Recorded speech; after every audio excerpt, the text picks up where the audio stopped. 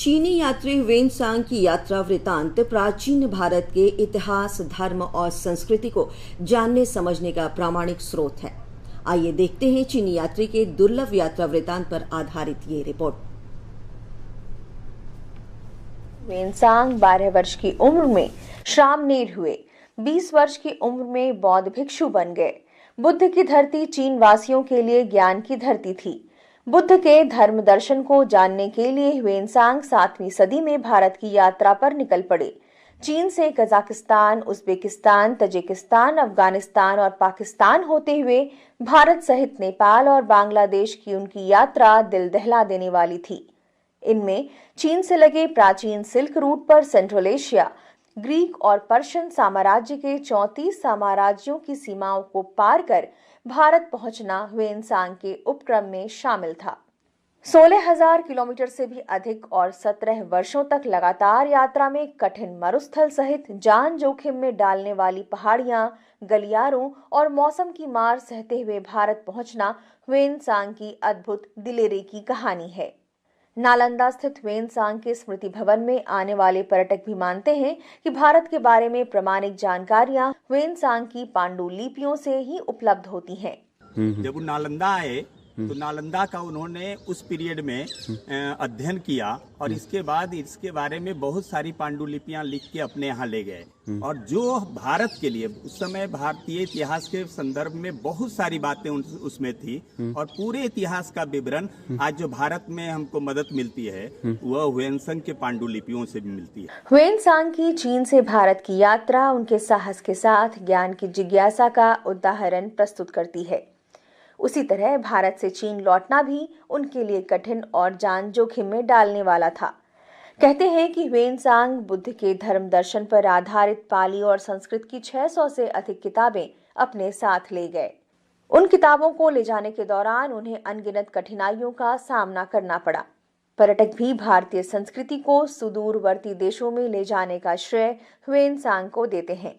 यहाँ आके मैंने अपने खुद से देखा तो बहुत अच्छा लगा मुझे।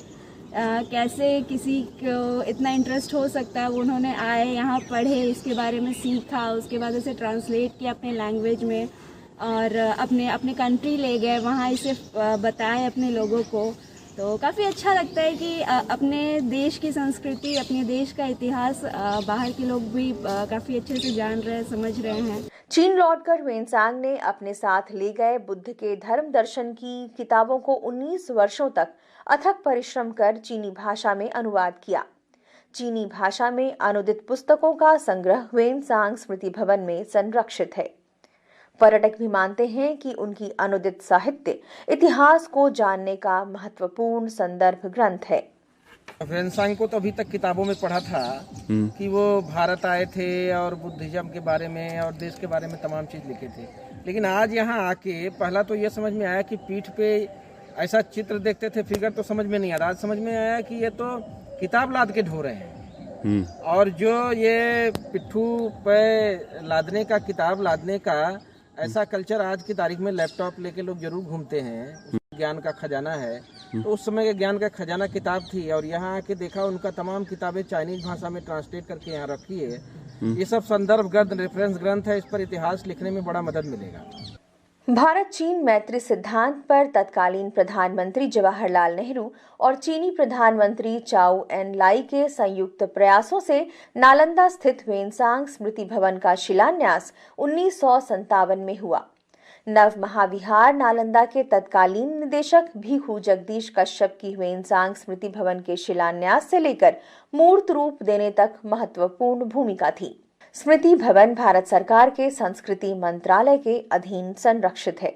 यहाँ आने वाले पर्यटक ह्वेनसांग के योगदानों को भारत के सांस्कृतिक दूत के रूप में नमन करते हैं। उन्होंने जो लिखा उसके आधार पर भारतीय संस्कृति की, खासकर बौद्ध संस्कृति के बारे में अद्भुत जानकारी मिलती है। हम सब जानते हैं कि इन्हीं की पांडुलिपियों के आधार पर नालंदा की खुदाई हुई थी और तब हमें विश्वविद्यालय का पता चला था। पूरी दुनिया को आज जो कोई भारत की संस्कृति के बारे में जानता है, इन 2-3 चीनी यात्रियों के बारे में हम सब उनको बिल्कुल, उनके प्रति हम सबको नतमस्तक होना चाहिए कि इन्होंने हमें इस स्थिति में पहुंचाया कि हम सब इतने गौरवान्वित हो सके अपनी भारतीय संस्कृति को लेकर। ह्वेनसांग की यात्रा वृत्तांत से ही भारत के लोगों को पता चला कि संस्कृत व्याकरण के जनक और अष्टाध्यायी के लेखक पाणिनि का जन्म पाकिस्तान के गंधार प्रांत के सलातुरा गांव में हुआ था।